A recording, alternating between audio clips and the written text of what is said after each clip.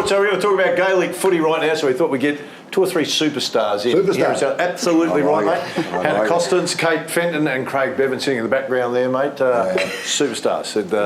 It's unusual for a bloke to sit at the back. It is. That's because the women are better? Dominating. Okay, well, we'll start with you guys first. Thanks for your time, ladies, and coming in. So we'll start with your careers a little bit, just for the viewers, and then we'll get on to your come and try day, which is really important coming up.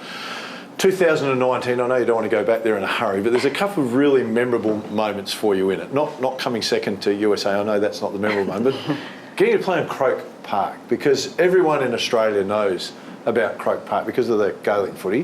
What was it like for you guys to get out and play in the final? Oh, it was amazing. Like, to be honest, for me, just to get there was just the dream of the week almost. Like, obviously, you want the end result, but just to play on there and to say that you've done that was just, it was a dream come true. It was so good. And I've got a lot of Irish friends because I lived in Sydney for a bit and played Gaelic footy over there, and they were just like, you just don't understand. Everyone's dream is to play on that ground. So the fact that we did it was amazing. And the crowd? The crowd, it was awesome. Obviously, it wasn't like a, All Ireland final or anything like that, but there was still a good crowd out and just a great vibe. So, yeah. They love it, don't they? They love it over there. It was very passionate all week, the whole week, even at Waterfalls. Waterford. Yeah, it was awesome. You know when you talk about you don't understand when you talk to your Irish friends about it, do you understand it's like the Wimbledon for tennis players to get to? Does it resonate with you that way or not? Yeah, it's like, I guess, like the Holy Grail. Yeah. For them, it's, we don't have, some people might say for AFL the MCG is something like that, but it doesn't compare to Croke Park. Yeah. So, it was our goal for the whole week, and then we kind of got there and we're like, oh my God, this is the goal, what do we do now? Like, we got to try and win. I like to ask the people how they get into a particular sport, because you wouldn't say this is mainstream, you wouldn't say that, you can go down the road and there's a game of Gaelic footy on it. It's a sport that's a little bit different, obviously not our own. How do you get into a sport like that? What gets you into it? I think often it's just through word of mouth and friends of friends. So one of my best mates got me into it like 18 years ago, and at that stage I was playing netball at a pretty high level and stuff, and started playing Gaelic and literally just loved it. I just loved the game. I think once people come out and they play it, like, they just love it. Yeah. It's such a great game. Yeah, I think most of us have come from another sport, so like soccer was my primary sport, and then I was looking for something to do in the off season because we play over the summer. So most of the girls play either probably soccer, footy, netball, and then they play Gaelic footy in the summer. So you're kind of staying fit all year round, and transferable skills, the round ball, and it's technically non-contact, so you don't have that high impact like footy where you're getting tackled, so you can sort of play for the fitness and the skill, but without risking sort of those high injuries, I guess. Wow. So someone come along to you and said, right, you look the perfect Gaelic footballer, mate. Why don't you come out and have a crack at that? Well, I had played netball and soccer, so someone actually did say, you'd be perfect for Gaelic because you've got the hand skills. Did you know anything about the sport before they dragged you along? No, I mean, I'd heard of international rules, so that's, the mix of Gaelic and AFL. So other than that, like, I didn't know much about it, so I just came along, like Woody said. Everyone that tries it loves it. It's just a great game, and I've been playing for about 12 years. So Craig, I know we had a couple of years ago you came in, mate, talked about, because you were playing and coaching then at St Brennan's. Was it the same path for you? Did you travel into Gaelic footy that way? 100%, yeah. Just had a couple of mates. We were looking for something to do over summer, keep a bit of fitness up, and as the girls said, because it's non-contact, even now at my age, you can still play and come up every week. It was purely get some fitness in, keep the ball in your hands, and catch up with mates. It's not a bad way. So when you say mates, this always gets me, but when you say a couple of mates said to you, why don't you come and have a game of Gaelic footy?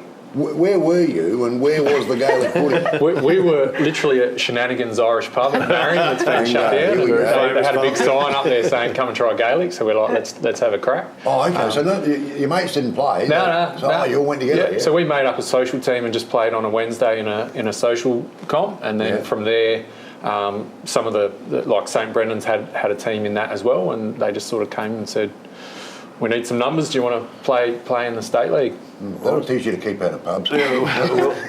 Australasian Games a couple of weeks ago for you guys. Again, I know we keep coming back to second. I'm trying to not to, but it's a great accomplishment to get into the final. So well done for that. And of course, you play New Zealand in the finals. Tell the viewers a little bit about that experience. Yeah, again, it was just a great week. We were over in Melbourne, and yeah, we had a really great week. We were actually undefeated. We beat New Zealand in the first game, but they apparently flew over some. We don't know that. Flew some players in from Ireland. They gelled really well as the week went on. We had already been playing together for quite a while, so I think we were not peaked early, but we hit the ground running. Yeah. And maybe surprised them a bit, and then they kind of got better. And it was a close game, but in the last 5 minutes, it kind of just we threw everything. The score didn't kind of reflect the game, but it was great. Again, we made it. Like, it's just such an achievement to make, and So your preparation leading in for that, what would be the training for you guys to get together? How long do you get together before? And then obviously sponsorship, it costs money, lower profile sport, a lot of money comes out of your pocket and time. So how much training goes on before you go to Melbourne? Well, we don't, because like what we were saying before, like a lot of players are already playing another sport. So often we had quite a few soccer players, so they were already doing like 2 nights, 3 nights a week training. So we just did one day a week training. Yep. Just to top that up with skills and just get to know each other. And then we pretty much fund us ourselves with the costs and stuff. So we try and keep everything at a low cost. Right, let's talk about your come and try day that's coming up at St Mary's on October the 30th. Yeah, this Sunday. Yep. Yeah, so it's just a day, 10:30 till 12, just to try and get new players out to come and I think like we said, once you give it a go and you try it, you actually fall in love with the game. So we'll do some skills and then finish up with a game and stuff like that. So just really great to get people out. Is it hard to get the word of mouth out about the come and try? Because you have this pamphlet that comes out, which is great. Yeah. Then you look at the AFLW, of course, we've got this massive vehicle of promoting that you're up against. So if I've got a daughter and I'm sitting at home and I'm watching right now, I'm a grandma and I want my daughter to go and watch, how do I find out about this? Just basically through the usual, like probably your Facebook now, Instagram, websites, that kind of stuff is probably our main So what would you log on to? communication. What would I log on to? Hannah?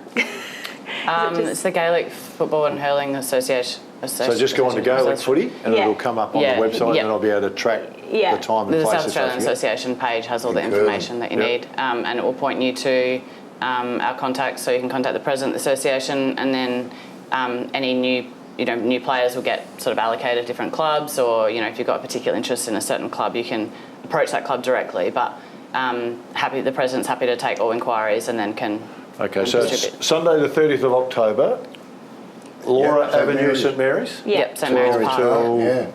So it's pretty easy to find. Yeah. Season's just about to start for you. Yeah. Craig, so how's it looking, mate? Yeah, men's start on Friday.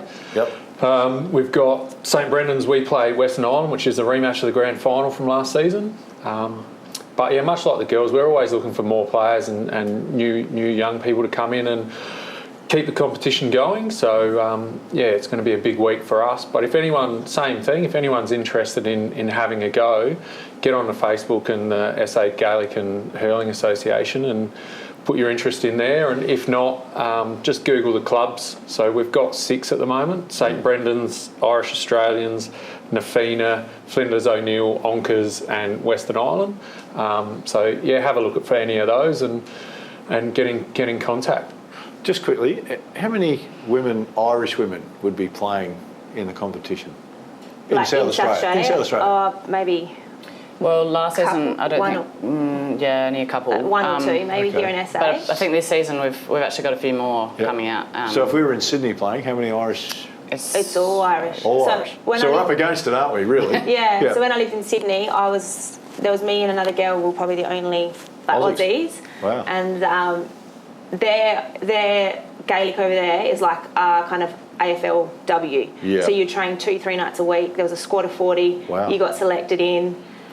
Like that's what, kind of what the other states. So we're batting against our weight and still doing pretty well. We're doing, well done, girls. We had the other states in New Zealand approaching us at the state games asking how we do it. So our whole state team was Australian and every other team was predominantly Irish. So they they just, they're asking us, how do you promote it? We'd love to get more locals playing, not just Irish expats. So Yeah, good, don't tell them. Yeah, give them I another. really appreciate your time coming in. Big day on Sunday the 30th for Gaelic footy for the women. Come and try, get 10:30. involved. 10:30, it will be fantastic. Men's season starts on Friday, so Craig, good luck in the rematch of the grand final, mate. Get on your website, have a look at Gaelic football. It is a fantastic game and it is great for your fitness as well. Stay with us still, a bit more to come.